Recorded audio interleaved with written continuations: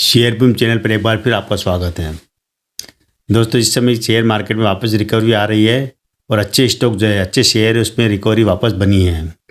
इसलिए मैं हमेशा कहता हूँ कि अच्छे स्टॉक में इन्वेस्टमेंट करेंगे तो उस मार्केट के गिरने के बाद भी जब चढ़ेगा तो सबसे पहले उन्हीं शेयर में रिकवरी आएगी जो शेयर अच्छे है, जिनका फंडामेंटल स्ट्रॉन्ग है, जो कंपनी की ज़बरदस्त है।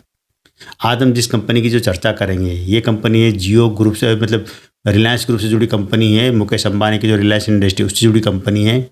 नाम है इसका JFSL, जियो फाइनेंस सर्विसेज लिमिटेड। ये पूरा कंपनी का नाम है। पहले ये क्या कि जियो फाइनेंस रिलायंस इंडस्ट्री का हिस्सा हुआ करती थी ये, और काम पहले से कर रहे काफ़ी समय से, लेकिन ये अगस्त 2023 में इसको शेयर मार्केट में अलग से लिस्ट किया गया था। जब इसको अलग किया गया था, कंपनी डीमर्जर किया था, मतलब रिलायंस इंडस्ट्री का शेयर को डीमर्जर किया था और ये कंपनी अलग से लिस्ट हुई थी। उस समय क्या हुआ था कि जो रिलायंस इंडस्ट्री का जो शेयर था वो करीब 2500 रुपये के आसपास ट्रेड कर रहा था। और जब ये शेयर इसको अलग किया तो उसी में से अलग करके इस कंपनी को बनाया था, और जिसके भी पास रिलायंस इंडस्ट्री के शेयर थे वो हर एक शेयर के बदले एक शेयर मिल गया था किसका, जियो फाइनेंस सर्विस लिमिटेड का। और जो लिस्टिंग का जो रेशो निकल कर आया था वो ये आया था कि 261 रुपये इसकी प्राइस बन के आई थी। तो उसी प्राइस पे शेयर मार्केट में लिस्ट हुआ था ये शेयर। और उसके बाद भी शेयर चढ़ा, काफ़ी ऊपर तक चढ़ा, चढ़ते चढ़ते करीब 394 रुपये तक गया, मतलब मोटे मोटे कैसे 400 रुपये तक गया शेयर ये। लेकिन इसका लो भी रहा है 200 रुपये, 202 रुपये का लो भी रहा है, वहाँ से फिर गिरा है। लेकिन अब इसमें वापस रिकवरी आ रही है, जिसकी हम बात कर रहे हैं जियो फाइनेंस सर्विसेज लिमिटेड की। कंपनी बहुत ज़बरदस्त है, करीब करीब 1.5 लाख करोड़ का मार्केट कैप है। लेकिन एक बात जरूर ध्यान रखना है कि ये जो कंपनी है JFSL, ये एक छोटी मोटी एक बैंक के रूप में कह सकते हैं। बैंक जो होती है NBFC बैंक, उस तरह काम करती है। इसकी कई तरह के काम है, ब्रोकिंग का काम है इसका, इंश्योरेंस का काम है, पेमेंट गेटवे का काम करती है, तमाम तरह के जो लेन देन वगैरह या सौदे कटवाना वो काम करती है। इसका एक और काम होता है कि जो जितने भी शेयर मार्केट में कंपनियाँ लिस्ट होती है, डिलिस्ट होती है, या एंटरप्रेन्योर की कंपनी होती है, वहाँ पर क्या होता है कई बार शेयरों का आदान प्रदान करना वगैरह ये काम भी करते हैं, बड़े काम जो कि और कंपनियाँ करती है। एक बैंकिंग की तरह NBFC की तरह काम करती है कंपनी। लोन बांटती है, इंडस्ट्री लोन बांटती है, जितनी जो छोटी छोटी कंपनियाँ होती है स्मॉल स्केल वाली उनको लोन बांटती है, बड़ी कंपनी को लोन बांटती है। यानी कि एक तरफ से पैसा लेकर दूसरी तरफ देना। करीब करीब 1.5 लाख करोड़ का इसका मार्केट के बन चुका है अब तक। लेकिन ये है कि ये काफ़ी ऊपर से गिरा हुआ शेयर है, 400 रुपये से गिरा हुआ शेयर है, अभी आपको 232 रुपये मिल रहा है। हम ये भी जानेंगे कि क्या है 232 से भी नीचे जा सकता है, या यहीं से यू टर्न जो इसमें 202 रुपये का जो लो रहा है ऑल टाइम का, वहाँ से ऊपर जाएगा, मतलब यू टर्न लेके वापस ऊपर जा रहा है। अगर ऐसा होता तो ये अगर अपने IPO प्राइस पर पहुँचता जो कि 261 रुपये रही है, ये अगस्त 2023 की बात है जब ये अलग करके लिस्ट हुआ था। तो अगर 261 रुपये तक भी जाता है शेयर तो मान के चलिए कि आपको एक अच्छा खासा मुनाफा मिल जाएगा। इसलिए मैं कहता हूँ अच्छे स्टॉक में इन्वेस्टमेंट करेंगे तो वहाँ रिकवरी 8-15 दिन महीने भर में आ ही जाती है। हम पहले जान लेंगे इसका डेटा, ताकि पता चले कि क्या कंपनी इन्वेस्ट करने लायक है या नहीं, या इसमें और गिरावट देखने को मिल सकती है क्या, सारी बात हम देखेंगे। पहले हम इसका डेटा जानते हैं। तो इसका डेटा ये है कि करंट प्राइस की चल रही है 232 रुपये के आसपास चल रही है आज के दिन। एक साल का हाई और लो देखेंगे तो वो रहा है करीब 223 रुपये का लो रहा है, और 394 रुपये 70 पैसे का इसका हाई रहा है एक साल का। ऑल टाइम का लो देखेंगे तो 202 रुपये का रहा है, जब भी मार्केट गिरा था तब 202 रुपये तक गिरा हुआ है, और 394 रुपये 70 पैसे का इसका हाई रहा है, मतलब मोटा मोटा 400 रुपये का हाई रहा है। मार्केट कैप इसका है 1,46,373 करोड़ का मार्केट कैप है। सेक्टर पी इसका ठीक है, बढ़िया 29.65 का सेक्टर पी है, ठीक है।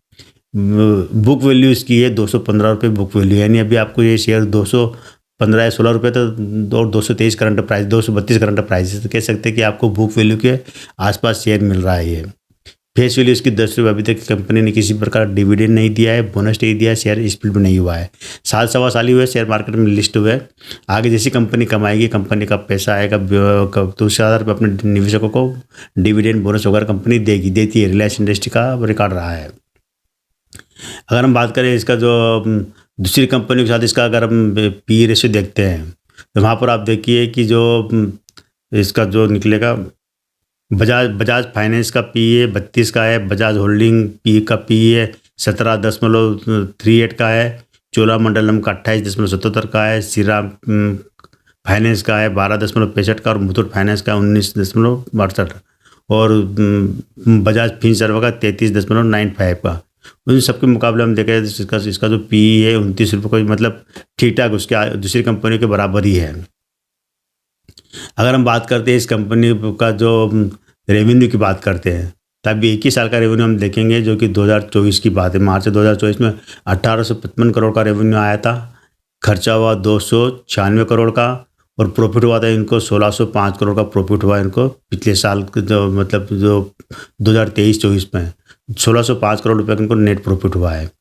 अगर हम इसका देखें रेवेन्यू मार्च 2023 में मात्र 45 करोड़ का रेवेन्यू आया था, खर्चा हुआ था 6 करोड़ और लाभ हुआ था, प्रॉफिट हुआ था 31 करोड़। आप देख लीजिए कि मार्च में इतना कम था और एकदम बढ़ते बढ़ते कितने गुना हो गया 2024 में लिस्टिंग होने के बाद में।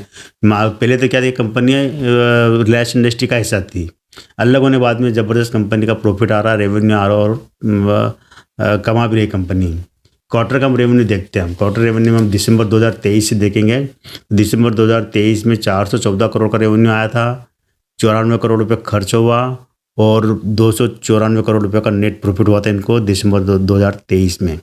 मार्च 2024 में 418 करोड़ का रेवेन्यू आया, 98 करोड़ रुपये खर्चा हुआ और 311 करोड़ का नेट प्रॉफिट हुआ था। जून 2024 में 418 करोड़ का रेवेन्यू आया, 74 करोड़ रुपये खर्चा हुआ और 313 करोड़ का नेट प्रॉफिट हुआ।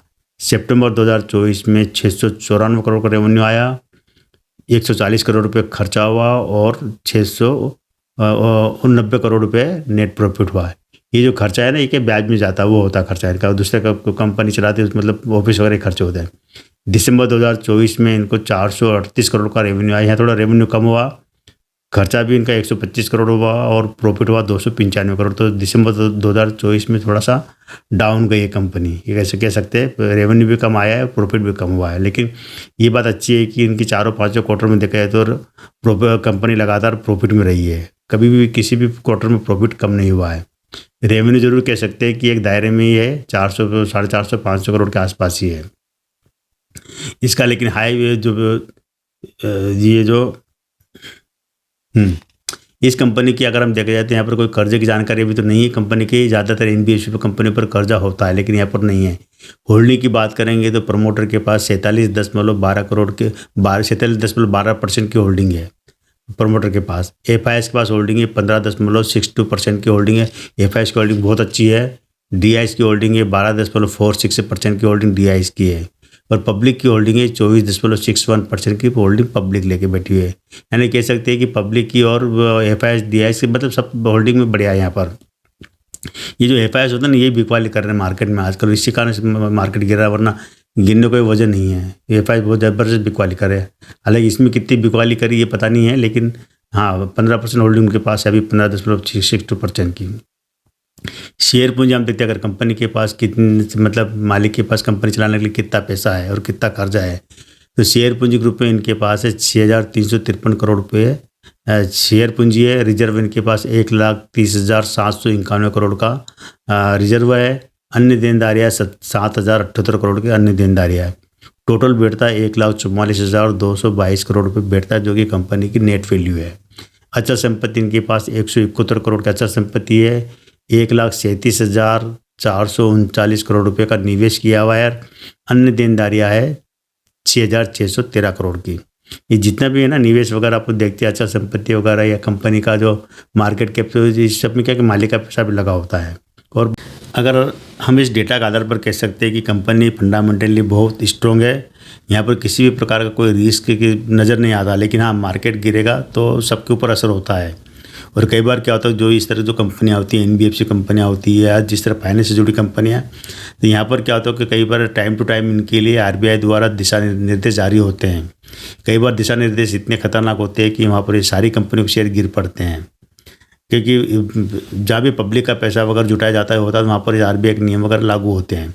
ये फाइनेंस कंपनी है, इन्वेस्टमेंट कर सकते हैं, एक अच्छे ग्रुप से जुड़ी कंपनी है। रिलायंस इंडस्ट्री की कंपनी है। रिलायंस इंडस्ट्री में काफ़ी 40-45 कंपनियाँ, उसमें से एक कंपनी ये भी है। शेयर ज़रूर मतलब 232 रुपये का है, लेकिन आपको लो भी ध्यान रखना जो कि 202 रुपये का रहा है, और हाई भी ध्यान रखना। किसी भी लेवल पर अगर आपको ज़्यादा जब भी लेते हैं किसी भी स्टॉक को, तो ये जरूर ध्यान रखना उसमें स्टॉप लॉस लगा के रखना चाहिए 4-5% का, ताकि ज़्यादा नुकसान नहीं झेलना पड़े कभी मार्केट में बड़ी गिरावट आती है तो। क्योंकि अभी जो तेज़ी देखने को मिल रही है, कई बार होता है मार्केट में क्या कि चढ़ता है 2-3-5% चढ़ता है और गिरता है 20%। तो कहीं ऐसा नहीं हो कि अगले कुछ दिनों बाद वापस गिरावट देखने को मिल जाए। तो इन्वेस्ट करना ना करना आपकी मर्जी रहेगी। मैंने कंपनी की जानकारी दे दी है, कैसी लगी ज़रूर बताना। हम भी अगर नंबर देने की बात करते हैं इस कंपनी को तो 10 में से आराम से 8 नंबर दे सकते हैं, क्योंकि कंपनी के ऊपर किसी भी प्रकार का कोई मामले नहीं है, किसी भी प्रकार का विवाद नहीं है। कर्ज की सीमा भी इसमें मुझे पता नहीं चली, कर्ज कितना है इनके ऊपर, लेकिन एनबीएफसी कंपनी पर होता है कर्जा, ये जरूर ध्यान रखना। तो दोस्तों आज केवल इतना ही, कल फिर मिल जाए मैं एक नए वीडियो के साथ, नई जानकारी के साथ। तब तक चैनल पर बने रहिए, शेयर कीजिए, सब्सक्राइब कीजिए।